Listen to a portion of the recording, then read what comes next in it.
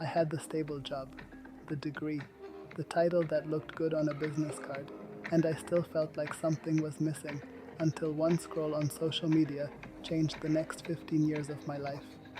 At the time, I was working in technical sales. I'd just finished my degree, and on paper, everything looked like it was falling into place. Good salary, clear career path, the kind of job people nod approvingly at when you mention it. But I remember sitting at my desk, going through the motions of another sales call and thinking, this isn't it. I needed a change, not a small adjustment, something that would shift the direction of my life. The idea came almost by accident. Scrolling through social media one evening, I came across a recruitment post from a major airline. They were hiring cabin crew. I stopped scrolling. Something about it just clicked, in a way I couldn't fully explain at the time. Looking back, it makes complete sense. I've always loved to travel, not as a tourist ticking off landmarks, but as someone who genuinely enjoys being in motion, seeing new places, meeting people along the way.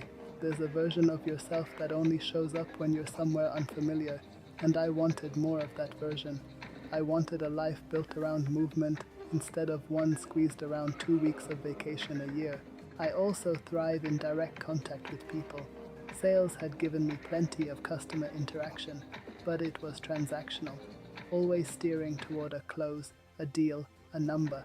What I wanted was interaction without an agenda, conversation for its own sake, service that actually helps someone, not service that sells something. That distinction sounds small on paper, but it changes everything about how a conversation feels, both for you and for the person in front of you. There was also something less obvious pulling me in: conflict. Not causing it, resolving it. I've always found a strange kind of satisfaction in taking a tense, uncomfortable situation and guiding it toward a calm resolution. Reading a room, understanding what someone actually needs versus what they're saying, finding a way through. I remember a passenger once, early in a flight, who was short with me over something small, a seat, a delay. It didn't really matter what.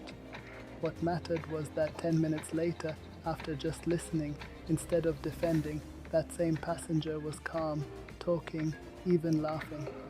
Nothing about the situation had changed, but the way through it had. That moment stuck with me longer than almost anything from my old job, and it told me something about the kind of work I actually wanted to be doing.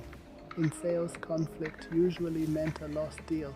In this new world, I sensed it would mean something different, a chance to actually help someone, often at a moment when they were stressed, tired, or anxious. That appealed to me far more than closing another contract. There's a kind of meaning in diffusing a hard moment for a stranger that no commission check ever gave me. And then there was the team.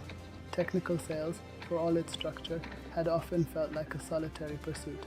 Individual targets, individual reviews, individual credit or blame. I wanted to be part of something where the outcome depended on how well a group of people worked together, where you could rely on colleagues and they could rely on you, especially when things got difficult. There's a kind of trust that builds fast in a small crew because you genuinely need each other to get the job done well every single flight, with people you may have only just met that morning. So I applied, not fully knowing what to expect, not entirely sure it would lead anywhere, but with a growing conviction that this was worth pursuing seriously. I remember the waiting more than anything, checking my email too often, rehearsing answers to questions I hadn't even been asked yet, running through scenarios in my head on the drive home from my old job.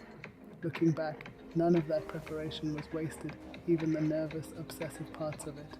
The assessment day itself was nothing like I expected. It wasn't about being the loudest person in the room or having the most polished answer ready. It was about how you behaved when things got a little chaotic, how you listened, how you supported the people next to you, whether you could stay calm when the exercise didn't go your way. Looking back, that was the first real glimpse of what the job would actually be like. If you're watching this because you're considering the same step, ask yourself honestly why you're drawn to this profession. Airlines aren't just looking for people who quote unquote like to travel. That's the most common and least convincing answer in any interview or assessment center. Every single candidate in the room says some version of it, and every assessor has heard it 1,000 times. What actually stands out is a genuine pull toward people, toward service, toward staying calm and useful when situations get tense, and toward working as part of a team rather than alone. Those are the things that hold up under real scrutiny, because they're the things the job actually asks of you every single day, not just in an interview, but on a delayed flight at midnight with a full cabin and one working coffee machine. If those things resonate with you the way they resonated with me, that's worth exploring further, and it's worth learning to articulate clearly, because you will be asked, not once, but in different forms, from different angles, by people trained to notice when an answer is rehearsed instead of real. If you want the full framework for how to answer that question in a real interview, I've put it together in the Cabin Crew Blueprint, links in the description.